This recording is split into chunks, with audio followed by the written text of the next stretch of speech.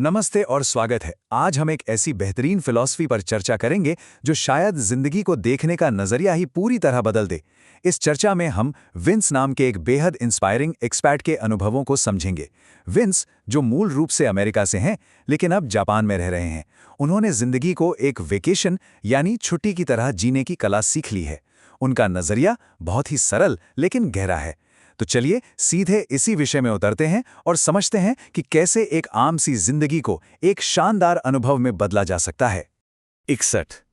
अब समाज में अक्सर उम्र को लेकर कई तरह के पैमाने तय कर दिए जाते हैं कि किस उम्र में इंसान को कैसा व्यवहार करना चाहिए। लेकिन यहाँ 61 सिर्फ विंस की उम्र बताने के लिए नहीं है, बल्कि इसलिए है ताकि हम बढ़ती उम्र को लेकर जो पुरानी घिसी पिटी धारणाएं हैं उन्हें तोड़ सकें। सच तो ये है कि जिंदगी के उत्साह और उमंग का किसी भी नंबर से कोई लेना देना नहीं होता। खैर, इस बात की गहराई में चलते हैं। विंस अपनी उम्र की सीमाओं को बिल्कुल नहीं मानते। उनका सीधा सा मानना है कि एक महज संख्या किसी की क्षमता या खुशी को निर्देशित नहीं कर सकती।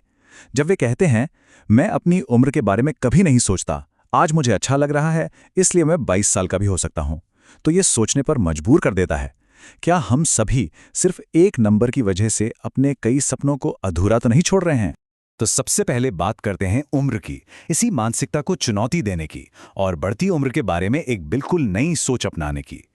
होता क्या है कि समाज अक्सर कुछ पुरानी मान्यताएं और लाइफस्टाइल के ऐसे तरीके थोप देता है जो हमें हमारे असली सपनों से भटका देते हैं। हमें बचपन से सिखाया जाता है कि एक उम्र के बाद बस एक सेफ और स्थिर जीवन जीना चाहिए, लेकिन इस पारंपरिक सोच से बाहर निकलने के लिए एक सचेत प्रयास की जरूरत होती है। सबसे पहला कदम है उन ख्वाहिशों पर वापस फोकस करना जिन्हें कहीं पीछे छोड़ दिया गया था। हमें खुशी का पीछा करना फिर से सीखना होगा। इसका मतलब है उन सारे सामाजिक भटकावों को साइड में रखना और हर दिन अपने सपनों के लिए छोटे छोटे कदम उठाना।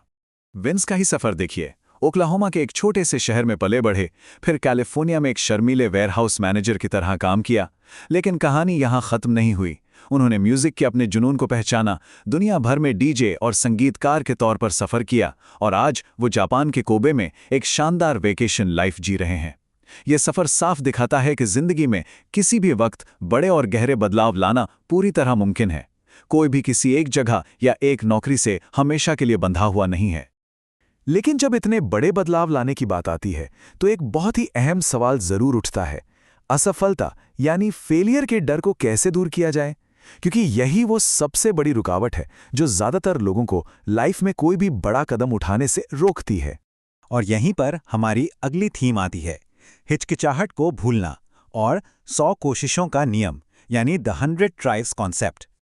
अब इस कॉन्सेप्ट के बारे में जो बात सच में बहुत दिलचस्प है वो ये है कि ये डर को हैंडल करने का कितना प्रैक्टिकल तरीका है।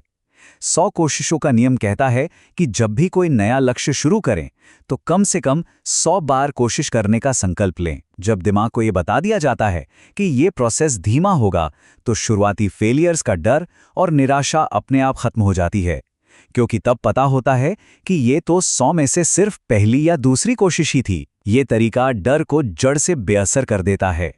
एक तरफ हमारी सोशल कंडीशनिंग होती है जो हम पर तुरंत सफलता और एकदम परफेक्शन का भारी दबाव डालती है। समाज सिखाता है कि अगर पहली बार में काम नहीं बना तो सब बेकार है। पर दूसरी तरफ है एक ओपन विजन या खुली दृष्टि।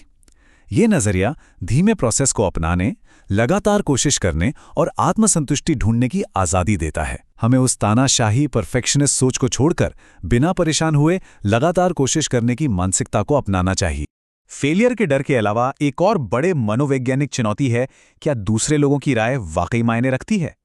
ये वही सवाल है जो अक्सर लोग क्या कहेंगे वाली सोच को जन्म देता है, और ये हमें हमारी तीसरी प्रमुख थीम की ओर ले जाता है। तो आइए बात करते हैं बाहरी आलोचनाओं को अनदेखा करने और खुद को बांधने वाले धागे तोड़ने के बारे में। ये विचार बहुत गहरा है कि मुझे रोकने वाला कोई और नहीं, सिर्फ मैं हूं। मैं ही खुद को पीछे खींच रहा हूं। जब बाहरी आलोचनाओं को अपने अंदर बसा लिया जाता है तो असल में अपना ही नुकसान हो रहा होता है। ये एक तरह का सेल्फ सैबोटाज है। असलियत तो ये है कि आगे बढ़ने में सबसे बड़ी रुकावट हम खुद ही होते हैं। जिस दिन खुद को रोकने वाले ये धागे टूट जाते हैं, सफलता का रास्ता साफ हो जाता है। और सबसे ज़रूरी बात यह समझना है कि जो लोग नेगेटिव कमेंट्स करते हैं वो अक्सर किसी और के बारे में नहीं बल्कि अपनी ही इनसिक्योरिटीज़ के बारे में बात कर रहे होते हैं। उनकी आलोचना उनके खुद के अधूरे सपनों और छूटे हुए मौक़ों का ही एक आईना होती है। जब ये बात समझ आ जाती है तो दूसरों के फैसले बिल्कुल बेमानी हो जाते हैं और बिना किसी बोझ के आगे बढ़ना बहुत आसान हो जाता है। अब जब डर और दूसरों की राय का बोझ हट गया तो सवाल उठता है, रोजमर्रा की भागदौड़ को एक बेहतरीन और संतोषजनक जिंदगी में बदलने के लिए आखिर किस चीज की जरूरत होती है? इसका जवाब हमारी अगली थीम में छुपा है, सरलता की शक्ति। एक बार में सिर्फ एक कदम उठाना। चीज़ों को बिल्कुल सिंपल रखना ही लॉन्ग टर्म खुशी का सबसे बड़ा राज है। जिंदगी की उलझी हुई आदतों को बदलना होगा। डेली लाइफ को एक बोझ मानने के बजाय एक क्रिएटिव कैनवस की तरह देखना चाहिए। खुद को किसी एक कठोर प्रोफेशनल पहचान या नौकरी में कैद करके रखने की कोई ज़रूरत नहीं है। और सबसे खास बात, रातों रात कोई बड़ी छलांग लगाने के बजाय छोटे और सिंपल कदम उठाने पर फोकस करना चाहिए। यही वो तरीका है जिससे डेली रूटीन एक वेकेशन की तरह लगने लगता है। और ये कितने शानदार तरीके से दर्शाता है कि हमारी जिंदगी की कहानी पर हमारा अपना कितना कंट्रोल है। हम सभी एक नाटक के पात्र हैं। यदि हम अपने नाटक के स्टार हैं तो हम तय करते हैं कि कहानी का अंत कैसे होगा। ये थिएटर का उदाहरण साफ बताता है कि अपनी जिंदगी की कहानी पर पूरी ऑटोनॉमी होनी चाहिए। अगर कहानी हमारी है तो उसका डायरेक्टर किसी और को क्यों बनने दिया जाए। तो अब आते हैं अपने आखिरी हिस्से पर, एक संतोषजनक जीवन का निर्माण, सपनों को हकीकत में बदलना। अब इस पूरी फिलॉसफी को असल जिंदगी में कैसे उतारा जाए, इसके लिए एक बहुत ही सिंपल और इफेक्टिव जर्नलिंग मेथड है जिसे दिन में कई बार किया जा सकता है। स्टेप 1, अपना सपना लिखिए। स्टेप 2, ये पहचानिए कि ये सपना क्यों मायने रखता है, इसका इमोशनल पर्पस क्या है। स्टेप 3, पूरी ईमानदारी से लिखिए कि ऐसी कौन सी रुकावट है जो इसे पूरा होने से रोक रही है। और स्टेप 4, बहुत ही छोटे और सरल तरीके से उसकी शुरुआत कर दीजिए। ये फ्रेमवर्क बिखरे हुए ख्यालों को एक सॉलिड एक्शन प्लान में बदल देता है। विंस ने कहा था कि अगर वो आज अपने 25 साल के युवा रूप को कोई सलाह देते तो वो यही होती, मुझे तुम पर बहुत गर्व है।